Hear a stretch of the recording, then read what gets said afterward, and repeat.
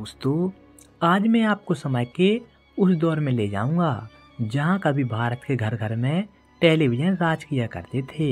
जी हाँ, मैं बात कर रहा हूं उस दौर की जब भारत में टेलीविज़न नया नया आया था। तो आइए चलते हैं टेलीविज़न के सुनहरे दौर में। दोस्तों, नेटवर्क 019 की दुनिया में आपका स्वागत है। यह बात आज से तकरीबन 40 से 50 साल पहले की होगी, जब किसी ने कल्पना भी नहीं की थी कि कैसे एक लकड़ी का डब्बा पूरे परिवार की खुशी का राज बन जाएगा।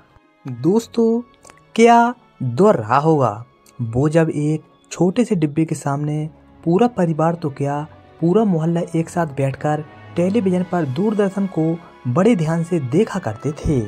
जरा सोचिए उस दौर में क्या माहौल रहा होगा।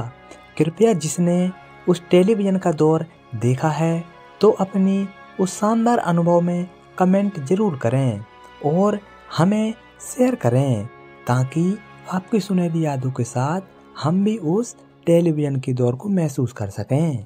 तो दोस्तों, सबसे पहले हम जानेंगे भारत में टेलीविज़न कैसे आया और इसका इतिहास क्या है। वर्ष 1927 में टेलीविज़न का आविष्कार अमेरिका के वैज्ञानिक जॉन लॉडफियन ने किया था और 11 साल बाद जॉन टेलीविज़न के मार्केट में लेकर आए थे। दोस्तों, टेलीविज़न को भारत में आने के लिए लगभग 3 दशक लग गईं।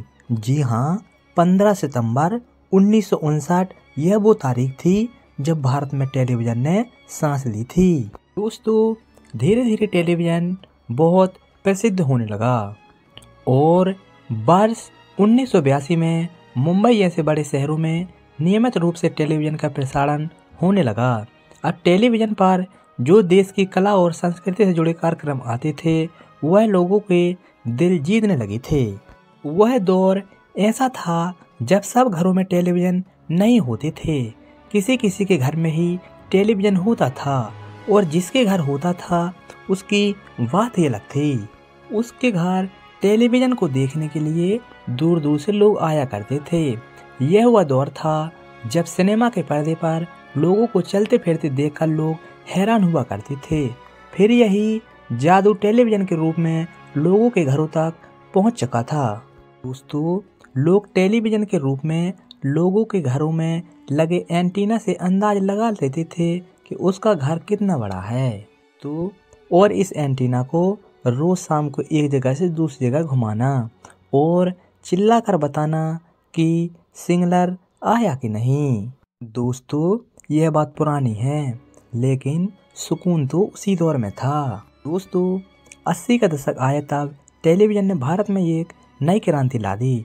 टेलीविज़न ने भारत में लोगों को एकजुट करने में बहुत मदद की, क्योंकि कई लोग बुनियाद रामायण और महाभारत जैसे शानदार शो देखने के लिए एक ही जगह एक ही स्क्रीन के सामने इकट्ठा होते थे, फिर चाहे वो हिंदी हो या मुस्लिम।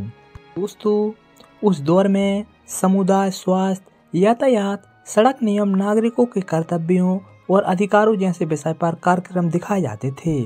दोस्तों, आज के दशक के अंत तक भारत में टीवी की दीवानगी और भी ज़्यादा बढ़ गई। घर में कुछ हो या ना हो, लेकिन एक टीवी जरूर होता है। दोस्तों, 1990 में जब हिंदी टेलीविज़न प्रसिद्ध हुआ तब कई और सारे चैनल आए और उन पर कई सारे कार्यक्रम प्रसारित किए गए, जैसे फिल्में, संगीत, समाचार, हास्य कार्यक्रम, धार्मिक धारावाहिक और भी कई प्रकार के शो दिखाए गए।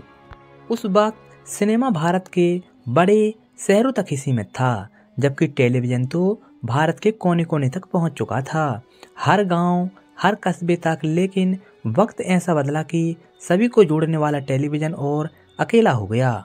वह दौर ही अलग था, उस जमाने की बात ही अलग थी, जब लोगों के मकान कच्चे होते थे लेकिन रिश्ते पक्के हुआ करते थे। क्या दिन थे वह। टेलीविज़न के आज के आधुनिक दौर में भले ही ज़्यादा सुविधा हो गई हो, लेकिन आज के दौर में ना तो शौक है और ना ही इंसान खुश है। जब सुविधा नहीं थी, हर किसी के पास वक्त होता था, सब मिलकर बैठकर बातें किया करते थे, लेकिन अब ऐसा नहीं है। दोस्तों, लोग अपनी ज़िंदगी के किस्से सुनाया करते थे, शायद और वक्त अब दोबारा लौट कर नहीं आएगा। इसलिए हम अपनी वीडियो के माध्यम से आज की पीढ़ी को उस दौर के बारे में बताना चाहते हैं कि उस ज़माने में सुख सुविधा कम होने के बावजूद भी इंसान बहुत खुश थे। दोस्तों, आज के वीडियो में इतना ही। आगे की कहानी हम पार्ट 2 में लेकर आएंगे। दोस्तों, आज की वीडियो अगर आपको अच्छी लगी हो तो वीडियो को एक लाइक ज़रूर कर दें। मिलते हैं अगले नए वीडियो के साथ। तब तक के लिए आप खुश रहें।